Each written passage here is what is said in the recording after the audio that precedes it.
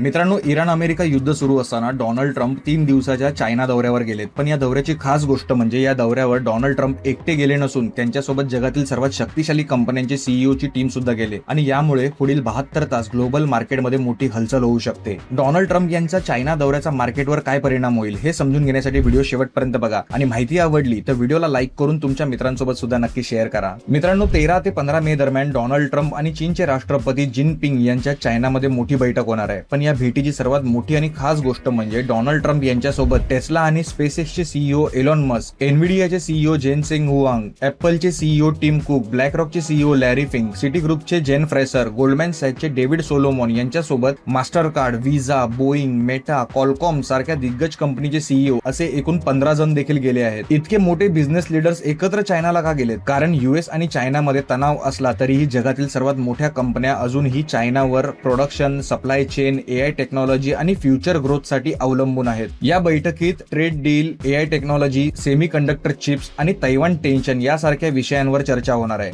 जर meeting positive झाली तर युएस आणि चायना स्टॉक मार्केटमधील एआय स्टॉक्स आणि बिटकॉइन मध्ये सुद्धा रॅली येऊ शकते. पण जर टेन्शन वाढलं तर नॅसडॅक क्रॅश होईल, गोल्ड मध्ये रॅली सुरू होईल आणि क्रिप्टो मार्केटमध्ये मोठी व्होलॅटिलिटी आपल्याला पाहायला मिळू शकते. म्हणजेच पुढचे काही दिवस ग्लोबल मार्केटसाठी गेम चेंजर ठरू शकतात. त्यामुळे मार्केटकडे लक्ष ठेवून राहा आणि मार्केट रिलेटेड असेच इम्पॉर्टंट अपडेट्स मिळवण्यासाठी आत्ताच क्रिप्टो क्रांतीला फॉलो करा.